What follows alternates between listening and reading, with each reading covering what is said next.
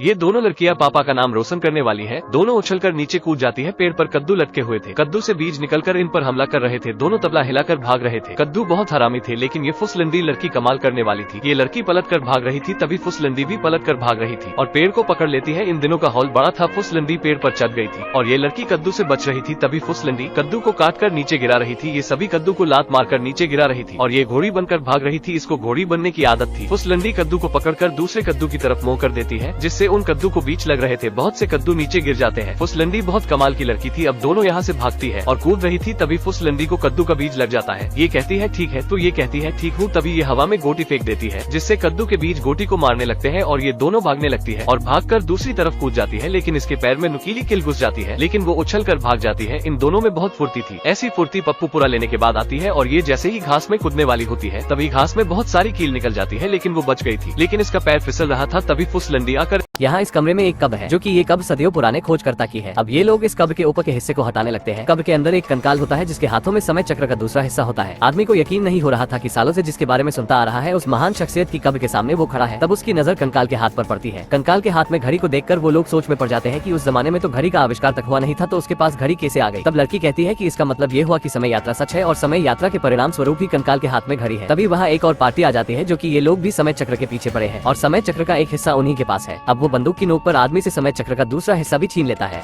अब ये सभी लोग जंगल की तरफ भाग जाते हैं। ये लोग कबाड़ गाड़ियों के पीछे छुपे होते हैं। तभी आदमखोर फैमिली उन्हें ढूंढते हुए वहाँ आ जाते हैं। अब ये लोग इस जगह बुरी तरह फंस चुके थे, इसलिए यहाँ से निकलने के लिए ये आदमी उन आदमखोर का ध्यान भटकाता है और वहाँ से जंगल की तरफ भागने लगता है। तब उनमें से एक उस आदमी को गोली मारता है, जो उसके पैर में लगती है। आदमी नाकाम रहा, इसलिए ये लड़का इस लड़कियों की जान बचाने में लिए भागता हुआ आदमखोर का ध्यान भटकाता है। वो जंगली लोग उसके पीछे जंगल में जाते हैं। तब ये लड़कियां इस जख्मी आदमी को उठाकर उन्हीं की कार लेकर वहाँ से फरार हो जाते हैं। लड़का जंगल से भागता हुआ रास्ते की तरफ पहुँच जाता है, पर वो उसके दोस्तों की नजरों के सामने मारा जाता है। डर के मारे ये लोग ट्रक लेकर वहाँ से भागने लगते हैं, पर रास्ते में पेड़ गिरा होता है। अब शाम होने को आई है, पर अब तक ये लोग जंगल से निकल नहीं पाए थे। तब उन्हें जंगल में एक टावर हाउस दिखता है, तो ये लोग उस टावर हाउस में चले जाते हैं। बीच जंगल में ये दो कार टकरा जाती है और एक दुर्घटना घट जाती है। लड़की ने देखा कि किसी ने जानबूझकर बीच रास्ते तार डाले हुए हैं। दोनों कार चलने की हालत में नहीं थी, इसलिए ये लोग मदद लेने के लिए जाते हैं और ये दोनों कार के पास रुकते हैं। तब लड़का जो लिगुशंका के लिए गया था, वो काफी देर होने के बाद भी नहीं लौटा, तो लड़की उसे देखने के लिए जंगल में जाती है। यहाँ उसे लड़के का कटा कान मिलता है। वो कुछ समझ पाती उससे पहले कोई अनजान आदमी पीछे से उसका काम तमाम कर देता है। अब ये लोग जो मदद लेने गए थे, उन्हें जंगल में एक घर दिखाई देता है। वो हेल्प मांगने के लिए इस घर में जाते हैं, पर घर में कोई नहीं होता और घर के अंदर के हालात काफी अजीब थे। लड़की को यहाँ वही तार मिलते हैं जिससे उनकी कार के टायर पंचर किए गए थे। वो लोग समझ गए थे कि यहाँ रहना खतरों से खाली नहीं है। वो लोग यहाँ से निकल ही रहे थे, पर बाहर उन्हें एक ट्रक आती दिखाई देती है। तब वो लोग पलंग के नीचे छुप जाते हैं। अब वो आदमी घर के अंदर दाखिल होता है, जो साथ में उस लड़की की बॉडी लेकर आता है। अपने दोस्त की बॉडी देखकर वो लोग काफी डर जाते हैं, पर वो बिल्कुल आवाज किए बिना चुपचाप पड़े रहते हैं। फिर जब वो आदमखोर गहरी नींद में धर्राते काट रहा होता है, तब ये लोग चुपके से वहाँ से निकलने की कोशिश करते हैं। आदमी धीरे से दरवाजा खोलता है और बाकी लोग वहाँ से निकल जाते हैं, पर वो आदमखोर जाग जाता है। तब वो लोग वहाँ से भागकर जंगल की तरफ चले जाते हैं।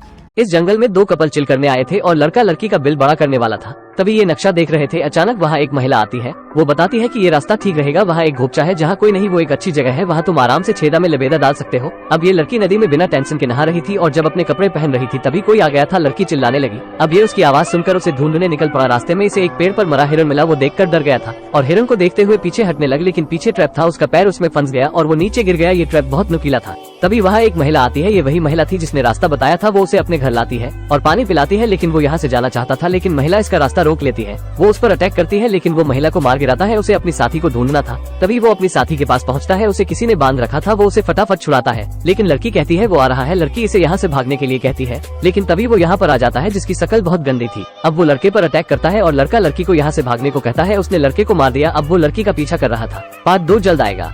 अब रात में ये लोग इस टावर हाउस में छुप जाते हैं, पर ये जंगली लोग उन्हें ढूंढते हुए यहाँ भी पहुँच जाते हैं। वो लोग बिना कोई आवाज किए चुपचाप वहाँ बैठे रहते हैं। तब एक जंगली ऊपर आने लगता है। वो अंदर आने की कोशिश करता है, पर आदमी उसकी उंगलियों पर जोर से लात मारता है। अब वो लोग नीचे से पूरे टावर हाउस में आग लगा देते हैं। अब यहाँ से निकल पाना आसान नहीं था, पर टावर के करीब एक बड़ा पेड़ होता है, तो आदमी कूदकर उस पेड़ पर चला जाता है। उसके पीछे लड़कियां भी पेड़ पर आ जाती है। दूसरी तरफ ये जंगली लोग भी उसी पेड़ पर चढ़ने लगते हैं। तब एक जंगली इस लड़की के करीब होता है, इसलिए ये लड़की चुपचाप खड़ी होती है। तभी अचानक वो जंगली उसे कुल्हाड़े से मार देता है। अब सिर्फ ये दोनों ही बचे थे। जब ये जंगली आदमी इस लड़की को मारने के लिए आगे बढ़ता है, तब आदमी पेड़ की एक डाली को जोर से खींचकर उसे मारता है, जिससे वो नीचे गिर जाता है। अब ये दोनों अपनी जान बचाकर यहाँ से निकल जाते हैं, पर खतरा अभी टला नहीं।